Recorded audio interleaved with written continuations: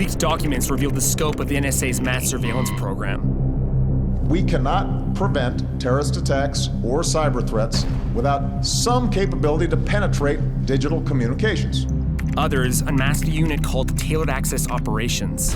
I don't need mass surveillance. I need you to break into that guy's computer.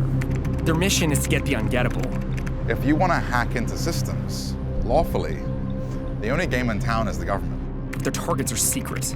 They are very important at actually tracking down people who are then subsequently killed. And there's almost nothing they can't hack.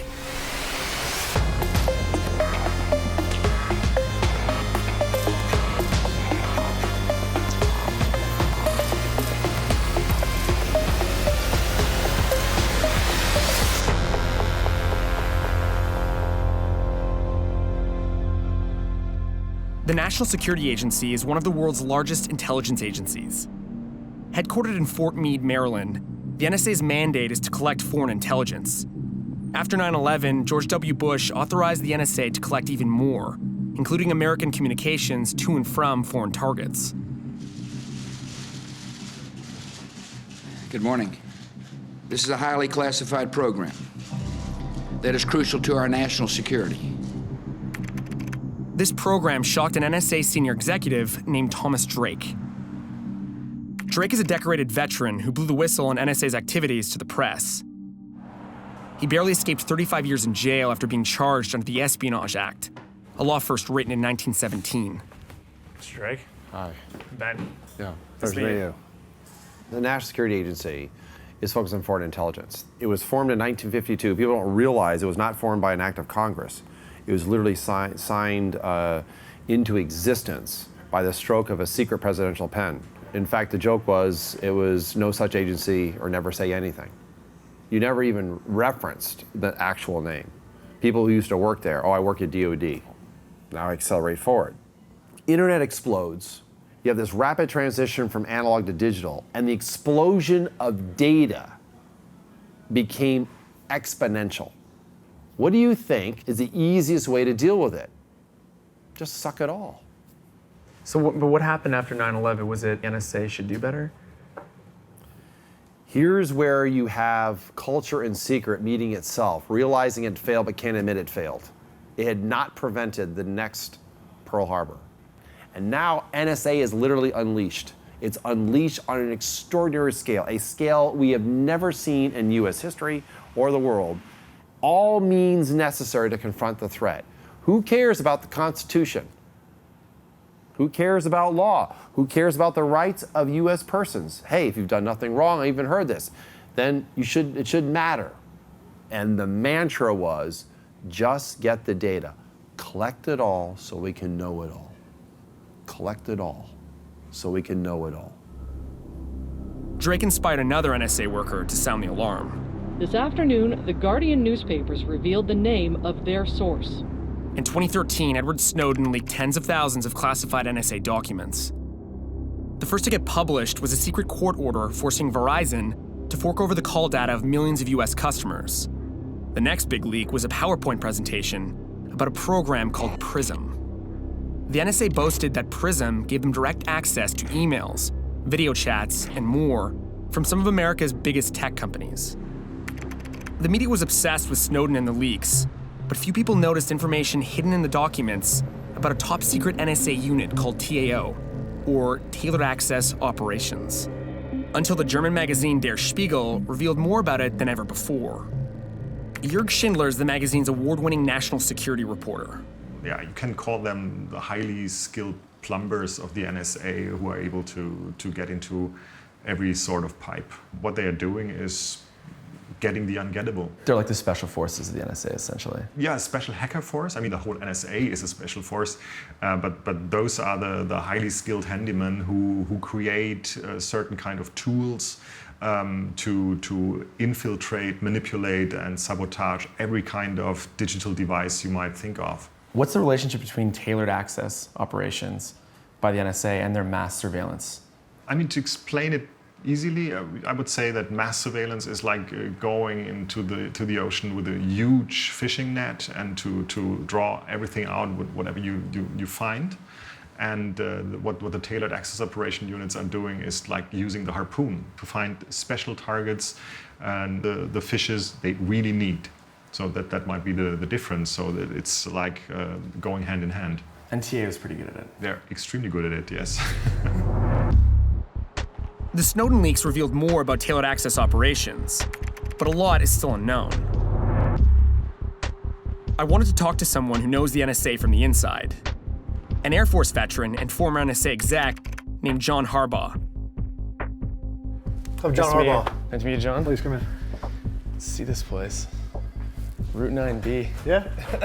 Why that name, by the way? So root is system level access. 9B is hexadecimal for 9/11. So it's a nod to the fact that the next 9/11 event is most likely going to be cyber related. Route 9B, which has defense contracts, aims to hunt and pursue adversaries inside a client's network. This is where we do all of our hunt operations, what we call it, for our clients. So what this is showing you is what the operator sees while they're doing their op, right? So there'll be windows of time where they're actually active inside the client's network, pursuing the adversary. And this was really driven by our experiences in the government space. Does it look like this in Fort Meade? This is better. In your bio, it says something like you were the director of a super elite cyber operation unit. Yeah. So basically what that's about is what we've tried to recreate here. So my time inside the organization, I had the pleasure and the fortune to be asked to run a team of about 8 individuals. And that team was focused on the most challenging problems in cyber. Was that tailored access operations? So you know, there is elements of that space, right? Because if you're in cyber and you do all of cyber, then you're doing all of those types of things. Mm-hmm. And so the bosses could come in and say, we have a significant national event. I need you guys to be able to do this in the next 12 hours. I could walk into that space and say, hey guys, I need 5 minutes. I would give them what we would call the op order. This is what we need to achieve. We need to achieve it in the next 12, 24, 48 hours. And I could walk away. And I knew when I came back, no matter what time of day, how long they were working on it, they would get it done. And it was that kind of teamwork that really drew people. And it's a very similar thing to the special ops community. And it does sound like a military chain of command. Yeah, I mean, NSA is a very military organization. To build a team like TAO, the NSA has to hire highly skilled hackers. So how does it headhunt them? To find out, I asked Chris Segoyan. He's a privacy activist with the American Civil Liberties Union. Who are they? And where's the NSA recruiting them from? The government wants people who can get a security clearance, more so than ever. Particularly, after Snowden and after Chelsea Manning, they want people who they know are going to play by the rules. They want people who cannot easily be blackmailed. So I think, NSA tries to recruit the best and brightest from computer science programs around the country, and in particular, computer security programs like Carnegie Mellon that have probably the most sophisticated offensive cybersecurity programs in academia in the United States, and their students are heavily recruited both by NSA but also by Silicon Valley. They're competing for the same people. So they're competing for the same people, and the problem that NSA has is they can't pay the same kind of money. Right? They're not going to be able to offer the smoothies and massages and sort of perks of life that Google and Facebook can, but they have something that those companies don't.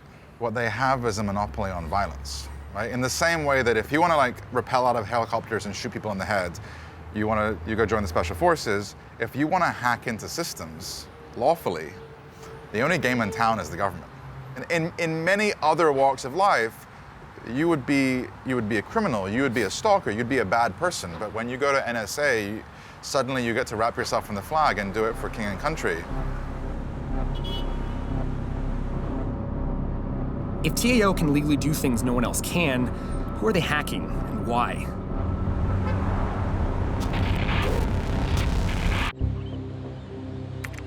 Not much is known about who Tailored Access Operations hacks, but the Snowden leaks revealed one major target: Osama bin Laden. TAO hacked into the mobile phones of al-Qaeda operatives in the hunt for bin Laden, as reported by the Washington Post. The unit's work also led to the capture of 40 insurgents in Afghanistan. Ryan Gallagher is an investigative reporter at The Intercept, where he has covered the role of surveillance in the ongoing war on terror. How did TAO and how does TAO fit into the war on terror? Well, they're very important. I mean, people don't necessarily think of surveillance even as a thing being integral to what the military's doing on the ground, but it is. It's absolutely vital. What the tailored access guys are doing, for instance, is because they're so skilled at actually, breaking into systems and going after like what they would refer to as hard targets, people who are elusive or skilled at like dodging surveillance. They are very important at actually tracking down people who are then subsequently killed or captured. In past years, probably rendered through the black sites program that was going on through the Bush administration. So they are very entwined with these physical kind of kinetic, they call it, operations on the ground. So are they basically the commandos of the NSA? You could put it like that, yeah. I mean, they're kind of, it's maybe sort of glorifying them a little bit, but I mean, essentially these guys are just sort of like geeky nerds, but they do kind of do that sort of commando type role. They're facilitating military operations on the ground by hacking into targets. They're actually directly, able to track people who are then like killed in, say, a drone strike. So what they do, it is like kind of commando work, but they are also, providing assistance on the ground to real commando types who are out there trying to kill people. In the hunt for bin Laden, TAO reportedly used what the unit calls implants, spy devices installed in mobile phones or other hardware. Implants are just some of the tools that appear in a leaked document called the Ant Catalog, which lists other spy gear at TAO's disposal. Security researchers Michael Osman, Joe Fitzpatrick, and Dean Pierce decided to build some of these spy tools themselves. The media kind of saw it and reported on bits and pieces of it and said, oh, look at this thing, this is magic. And I think all of us looked at it and said, oh, yeah, I know how I would do that. Yeah, I know how to do that. Joe recreated a graphics card that can see what's running on a computer's active memory. And Dean rigged a phone so it picks up the mobile traffic in the area. Mike reproduced RageMaster, a tiny chip implanted in a computer video cable to reflect information via radar. When this is installed, I can point one antenna at it, and that's transmitting a signal, and then my other antenna is also pointed at it, and it's receiving the reflection. By measuring that reflection, I can, on my laptop, recover information that's going over the cable. And what I get is a video image, a screen image from the target computer system. And this is an example of something where an implant is required. Getting an implant into a piece of hardware, like a video cable, requires physical access. But planting bugs into terrorists' cell phones isn't the only thing TAO does. Some of their activity has jeopardized internet security at large. One Snowden leak shows how TAO found a vulnerability, a software bug, in Mozilla Firefox. TAO used the bug to try to identify some users also running an anonymizing software called Tor. Not only did TAO need to be able to monitor and hijack internet traffic to pull off its attack, but hundreds of millions of Firefox users were left vulnerable to the software bug, which has since been patched. Claudio? How are you? Hacker Claudio Guarnieri has helped expose TAO's activities. Let's try. I met him in an old Stasi surveillance tower that still stands in what used to be Soviet-controlled East Berlin. A lot of the mass surveillance and bulk collection capability of the NSA is empowered by some of the break-ins that TAO is able to do. For example, they would ask TAO to break into some core parts of the internet infrastructure, of the whole global backbone. From an internet structure perspective, when you connect from Germany to Google, you move through a number of hubs, 10, 15 nodes that relay your message from Berlin to Hamburg and Frankfurt, and then to, who knows, Netherlands, wherever the cables are. If the NSA is able to break into any one of these points, then they're able to see you communicating with Google. When they're able to observe that, they're also able to hijack it. So pretend like you're getting a response from Google, while instead you're getting a response from the NSA. None of this comes cheap.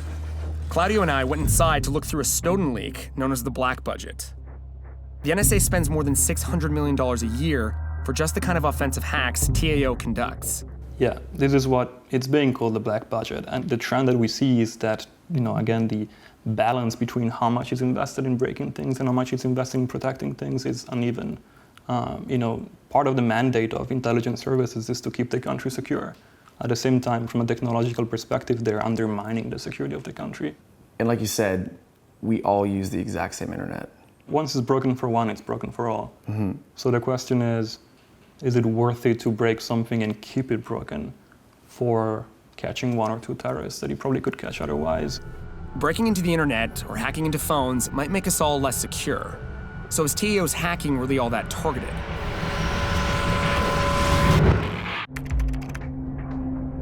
To find out more about who TAO targets, I met up with Robert M. Lee. He'd been out of the military for only a week. He was an Air Force cyber officer and also worked for an intelligence agency. He won't confirm or deny that's the NSA. Cheers. Okay. How did you get into being a hacker? So, the Air Force has a wonderful program where it volunteers you to do shit. And I joined the Air Force, said, "Here I am, Lord, what would you like me to do?" And they said, "Go be a cyber guy." So if you were to take Snowden slides completely seriously, you'd think that it's all mass surveillance? I actually, for the first time, ended up seeing slides that I had actually seen before in real life. I was like, holy shit, like, I've seen these ones. But once you bring something into the intelligence community, you don't delete files, like everything is stored. And so there was some files that like get translated out like they're truth, and they were just remnants of product pitches or something like that. And so I think that you can't take all the slides seriously. We also know that there is something called TAO in the NSA. What is that team? Like, what are they doing? Yeah, so I think when you look at TAO, it's actually the thing that I think most of the community should be cool with, right? So I'm actually a huge privacy advocate. I hate, and ironically enough, I hate the idea of any sort of mass surveillance. From a perspective of TAO or whoever would be breaking into those networks, that's targeted, retained intelligence. And so privacy advocates should actually enjoy that.